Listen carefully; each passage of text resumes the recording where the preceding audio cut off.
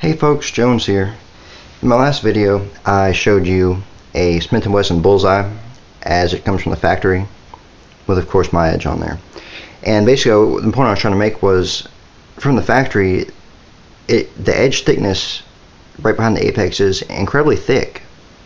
On my caliper it measured 1.9 millimeters, which I mean that may seem small, but if you look at it cross-sectionally, that is actually pretty thick compared to a normal knife, especially when some knife blades aren't even 1.9 millimeters thick at the spine. So since then I have done some regrinding. This would be the Smith & Wesson Bullseye. I took it to basically a full flat grind.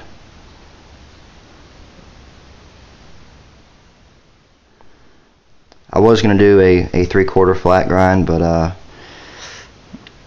that was basically to ensure that I still had some structural integrity here at the tip, because since they removed a good bit of metal for the gut hook, I didn't want the tip to break off, because this is going to be one of my main, hard use beater knives.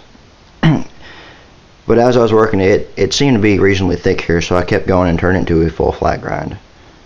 And I think it looks pretty good. The flats are just about perfect, especially considering I'm not working with any high dollar industrial grade belt sander. Just using a Porter cable benchtop belt sander and it works just fine. So that's one of them.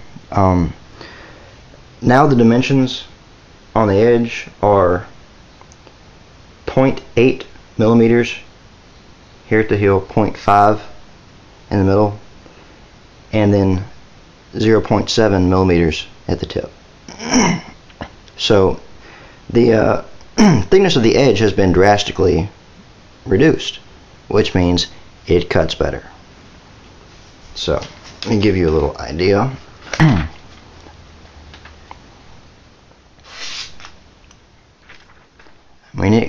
Oh, that didn't work.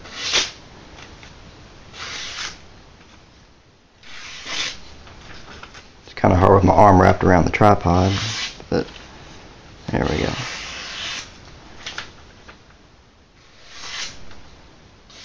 I mean, it's a damn good slicer now.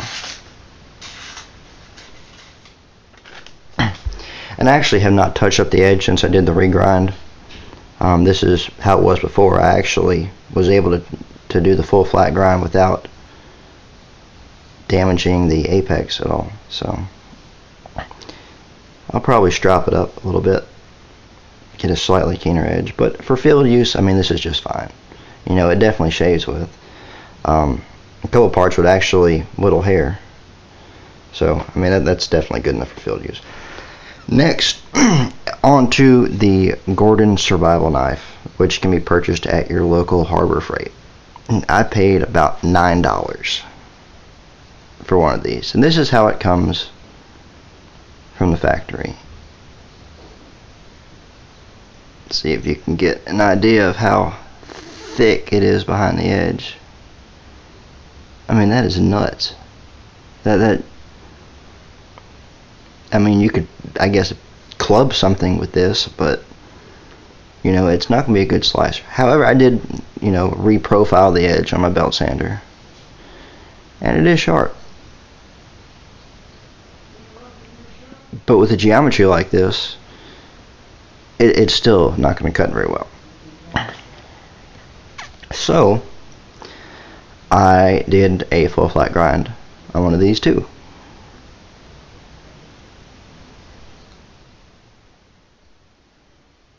And it has a light coating of oil, so it may look a little smudgy. All these do, just to kind of protect them from rust and corrosion.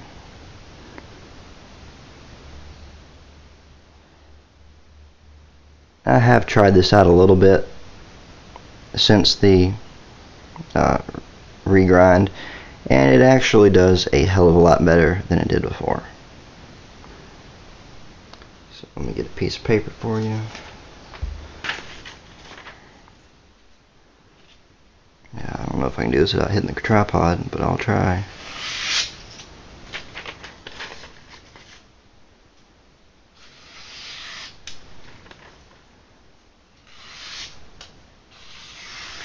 I mean, just listen to how cleanly it goes through that paper.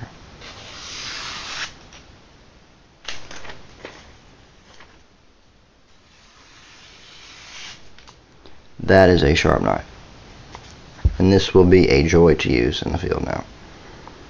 And I'm not really a large fixed blade kind of guy, but if you have something that performs well, you know, it's fun to use no matter what. Now let's look at a edge of this compared to the other one. I mean, it is drastically thinner. It's not super thin. I tried to keep enough, you know, beefiness behind the edge so it wouldn't fail, you know, under hard use. But, you know, my main interest with knives is cutting performance, and as it comes from the factory like this, it doesn't cut very well. At least deep cuts. Shallow cuts fine, because you're not having to wedge the whole, you know, thick stock of the blade up through it. I'll give you an edge view of this now, if I already haven't. And that's pretty thin behind the edge for a full flat grind anyway.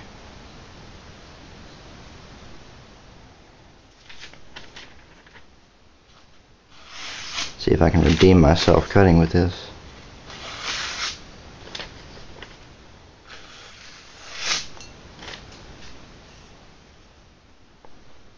Now, just for comparison, this is one that I made myself, which I've done in a couple other videos. Let's look at this behind the edge.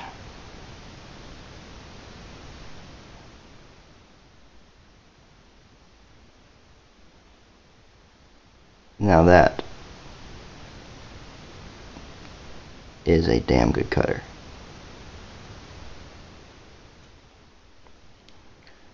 .1 mil thick here, 0.07 mil thick here, and 0.2 mil thick here.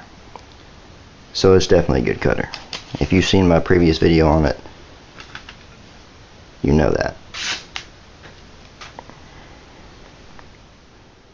So, just wanted to make a video and show my newly finished grinds. Not bad. You know, I'm definitely no knife maker, but for your average Joe, I'd say they're decent. And they greatly improve the cutting performance, which is my main interest, so I'm happy. There'll probably be more to come. You know, I have a couple more that I think I'm going to do, simply because they're just really thick, like this Bird Carrier 2. Right behind the edge, it is 1.0 millimeters thick. In my opinion, that's really thick. I mean, that is quite thick for, you know, a folding knife. But anyway, that's in the future when I do that. So, thanks for watching, guys. I will see you in the next video.